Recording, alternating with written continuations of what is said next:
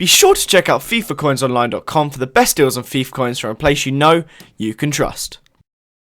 What's up guys, Curtis here and welcome to Bradford City Career Mode Episode 5. So as I said in the last episode, we would be going on to play Fleetwood Town today.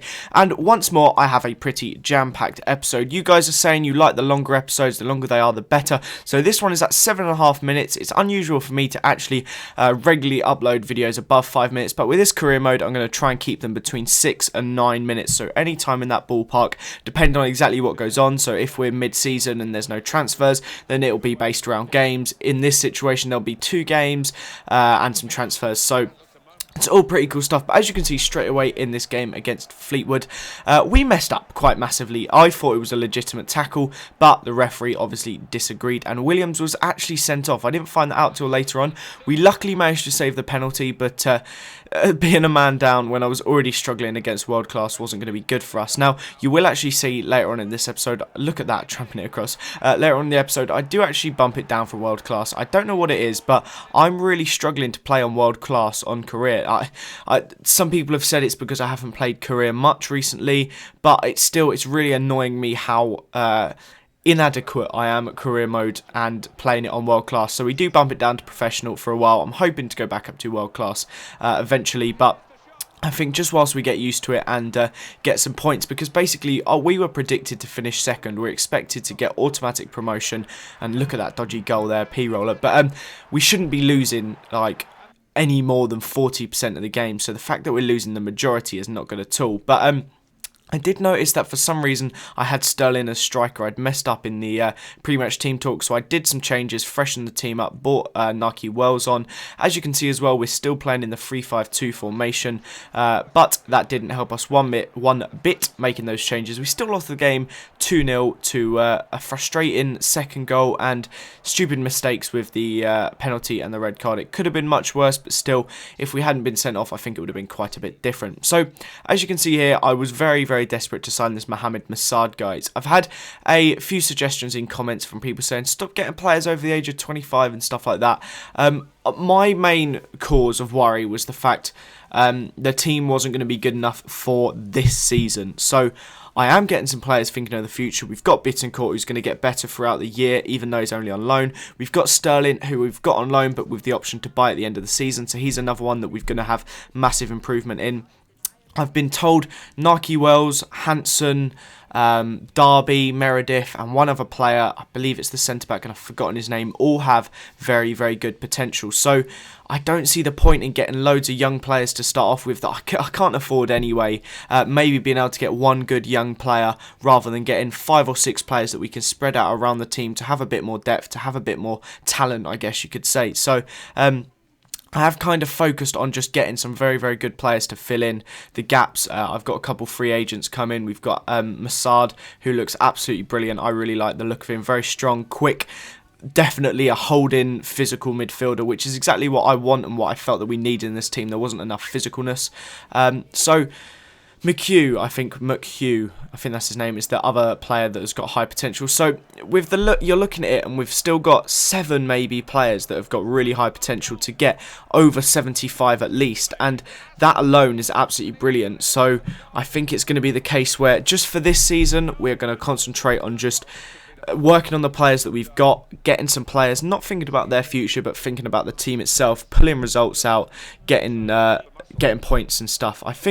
I can't remember if I'd switched to professional by this game or not. I think you would have seen it on the screen. I wasn't really paying too much attention, which is kind of bad of me, but oh well. So we are concentrating on more of the now rather than the future, but at the same time we still do have loads of players that we can be looking forward to in the future that will get just better and better, and hopefully will help us shape the team. Bittencourt is one I'm excited about as well for this season at least. Hopefully we can try and pick him up as a permanent deal afterwards, but I'm not sure if Borussia Dortmund would be too happy about that. So we did actually manage to get a winner in the 90th minute. James Hansen once again coming up trumps. Like, pace is really not all that useful in career mode compared to how it is in Ultimate Team. Hansen is far better than Wells on this game for me so far, scoring an absolute ton of goals for us, a bucket load, which is absolutely brilliant. Also, one other thing I want to quickly touch on as well. I've had a lot of comments from people saying do the financial takeover. Now, That would be great if I was doing it by myself, but because it's a YouTube series and a proper career mode, I don't want to do the financial takeover. I feel like it's a bit cheaty. I think we'll see how our budgets go over the next few years and stuff like that. If we're not getting like a big budget at all, then maybe we will have to do the financial takeover. I don't know how much it gets you, because I've just been told it's quite a lot. So if it is masses, then I don't think I want to do it. But maybe if it will give me like 5-6 million next season, then maybe we might have to do that. So let me know in the comments down below, guys, exactly what it will do. That's another thing as well. I will be doing the scouting thing in January, to do the scouting to find a future star or whatever it is through the EA Sports catalogue, and I'm going to have a proper look later on through the catalogue to see what else there is I can do to make this career mode better through the EA Sports catalogue. So as you can see, I was absolutely desperate here to sign Masad, keep trying even harder and harder, but I decided to offer him this one. I think I have to go even higher again in the second, because he wasn't too happy about it, but he was also able to accept the deal for this John Mancherino guy. He's a very fast centre-back, very, very good, 69 rated, and just paying 3k wages is not bad at all, considering we don't have to pay for any cash for him. Hopefully we might even be able to sell him next season and get some money back, but just to have him for now as a very solid centre-back.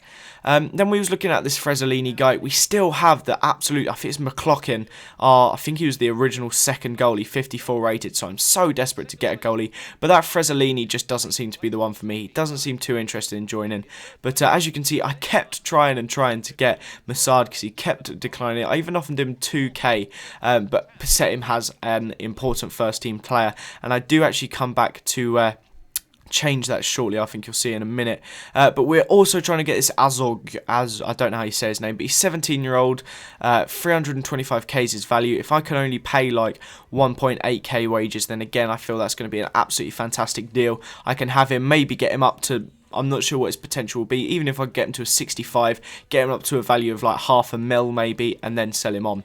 That would be kind of the main goal that we've got, and it would be nice to have fast wingers in the squad depth. So as you can see, I actually decided just to offer Masad, crucial first team player, in hope that would convince him even more. And then that was about it. I did go and change the transfer budget, because I was thinking I'm not going to buy anyone. I've only got 200k. I'm going to concentrate on loans and free agents. But that is the end of this episode now, guys. We've got some cool games coming up afterwards, some really cool transfers. The series does get very, very good in the next few episodes, so if you did enjoy this video, guys, please leave it a like. That'd be absolutely fantastic. If we get to 250 likes, that'd be amazing. Thanks again for watching, guys. Subscribe if you haven't already, and I'll see you next time. Bye.